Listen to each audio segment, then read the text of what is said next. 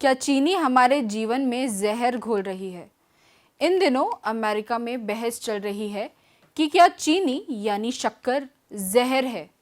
अमेरिकी स्वास्थ्य और मानव सेवा सचिव रॉबर्ट एफ कैनेडी जूनियर ने कहा है कि चीनी जहर है और अमेरिकियों को इस जहर से बचने की ज़रूरत है। इस सलाह के बाद दुनिया भर में एक बार फिर चीनी पर चर्चा शुरू हो गई है।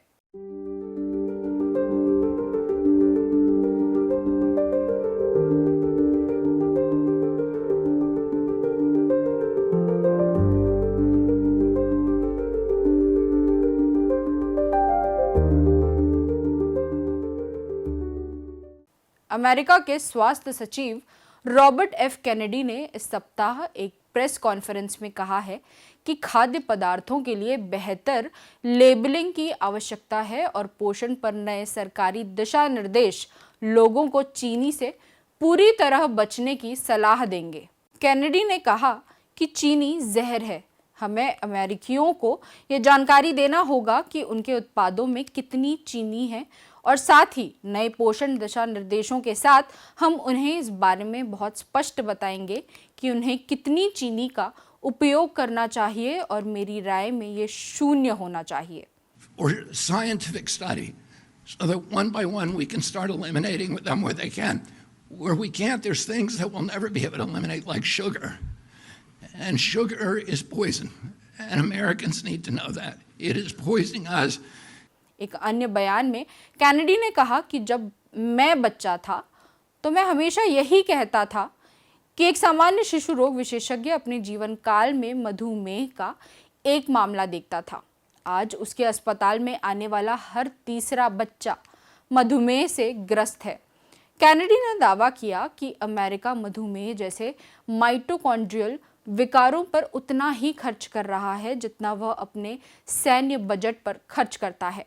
वैज्ञानिक मानते हैं कि प्रागैतिहासिक काल में मनुष्य को मौसमी फलों या शहद का मीठापन कैलोरी के साथ साथ स्वाद का एक महत्वपूर्ण स्रोत होता था, लेकिन चीन में जब चुकंदर और गन्ने की खेती के साथ चीनी यानी शक्कर के निर्माण की प्रक्रिया शुरू हुई तो इसने पूरी दुनिया में स्वाद को एक नई परिभाषा दी। चीनी ने स्वाद का इतिहास बदला और भूगोल भी। आप में से अधिकांश लोगों को पता होगा कि ब्राज़ील जैसे देश में लगभग 500 साल पहले तक 15 लाख वर्ग किलोमीटर से अधिक क्षेत्र में अटलांटिक वन फैले हुए थे, लेकिन पशुपालन, लकड़ी और चीनी उगाने के लिए, गन्ने की खेती के लिए ये जंगल कटते चले गए और आज की तारीख में इस जंगल का महज 10% हिस्सा बचा है। आज की तारीख में भारत समेत दुनिया के अधिकांश हिस्से की एक बड़ी आबादी के दिन की शुरुआत इसी चीनी या शक्कर से होती है। इस प्रोसेस चीनी को हम चाय में लेते हैं या दूध में, डबल रोटी में या बिस्किट में। अधिकांश मीठी चीज़ों में इस चीनी की उपस्थिति लगभग अनिवार्य हो गई है, लेकिन यही मिठास अब जीवन में खटास पैदा करने का एक बड़ा जरिया बनकर उभर रही है। कहते हैं बरसों पहले जब चीनी का इस्तेमाल सीमित मात्रा में होता था तब इसका नुकसान कम था, मगर अब जब रोजाना के खाने पीने में चीनी का दखल बढ़ता जा रहा है तो स्वास्थ्य पर इसके दुष्प्रभाव भी तेजी से बढ़ रहे हैं। हालात ये हैं कि आज भारतीय परिवार न सिर्फ पारंपरिक मिठाइयाँ खाते हैं बल्कि केक, बिस्किट, आइसक्रीम, चॉकलेट और शेक के साथ ही बेकरी और पैकेज चीज़ों में भी चीनी का एक बेहिसाब उपयोग कर रहे हैं। एक सर्वे के अनुसार 56% शहरी परिवार हर महीने 3 या इससे ज़्यादा बार मीठे उत्पादों का सेवन करते हैं, जबकि 18% लोग रोज़ाना मिठाइयाँ खाते हैं। इस बढ़ते चलन का असर चीनी की खपत पर भी साफ दिख रहा है। भारत की सालाना चीनी खपत अब लगभग 290 लाख मीट्रिक टन पहुंच गई है, लेकिन वैज्ञानिक बता रहे हैं कि ये महज चीनी की खपत नहीं है, ये जहर की खपत है। Centres for disease control and prevention की एक रिपोर्ट बताती है कि अभी भी दुनिया भर में सबसे ज़्यादा मौतों के लिए हृदय रोग जिम्मेवार हैं और अध्ययन बताते हैं कि चीनी युक्त आहार इसका एक बड़ा कारण हो सकता है। वैज्ञानिक मानते हैं कि अधिक मात्रा में चीनी का सेवन लिवर पर वैसा ही असर डालता है जैसा बहुत शराब पीने का असर होता है। असल में चीनी में पाया जाने वाला उच्च फ्रक्टोज वसा में बदल जाता है और लिवर में जमा होने के बाद नॉन एल्कोहलिक फैटी लिवर रोग में बदल जाता है।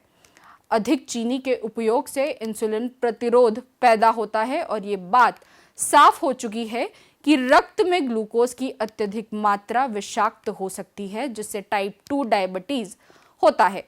यहाँ तक कि वैज्ञानिक शोध ये बताते हैं कि चीनी के सेवन से इंसुलिन का स्तर बढ़ जाता है। ऐसे में शरीर अवांछित कोशिकाओं की असामान्य वृद्धि और गुणन को ठीक से नियंत्रित नहीं कर पाता है, जिससे कैंसर होने की आशंका बढ़ जाती है। मीठे पेय पदार्थ यानी सॉफ्ट ड्रिंक से मिलने वाली चीनी हमारे शरीर को भूख का सही संकेत नहीं देती, जिससे लोग अनजाने में ज्यादा कैलोरी खा लेते हैं और मोटापे का शिकार हो जाते हैं।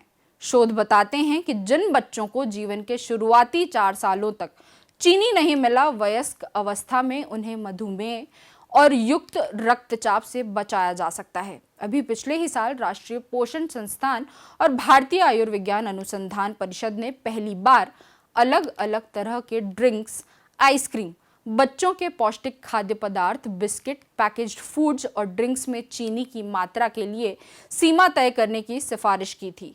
सवाल ये भी उठता है कि क्या चीनी खाना सेहत के लिए सच में इतना हानिकारक है? इसका जवाब अलग अलग वैज्ञानिकों के पास सर्वथा अलग अलग है। हार्वर्ड हेल्थ पब्लिशिंग की एक रिपोर्ट के अनुसार स्वास्थ्य के मामले में चीनी की छवि कुछ कड़वी और कुछ मीठी है। वैसे तो फल, सब्जी, अनाज और दूध जैसे प्राकृतिक खाद्य पदार्थों में भी शर्करा पाई जाती है और इनका सेवन फायदेमंद होता है, क्योंकि इनमें फाइबर, प्रोटीन, कैल्शियम और एंटीऑक्सीडेंट जैसे जरूरी तत्व भी मौजूद होते हैं। ये चीजें शरीर में धीरे धीरे पचती हैं और हमें लगातार ऊर्जा देती हैं।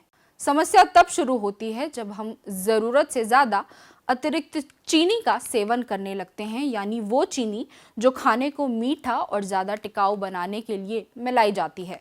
अमेरिका में ही शुगर एसोसिएशन का दावा है कि एक सीमित मात्रा में चीनी का उपयोग नुकसान नहीं पहुंचाता, लेकिन कोशिश तो ये की जा सकती है कि प्राकृतिक रूप से जो मिठास उपलब्ध है उसका ही उपयोग किया जाए और अतिरिक्त चीनी या बाहरी चीनी से बचा जाए। जीवन पैथी में फिर होगी बात।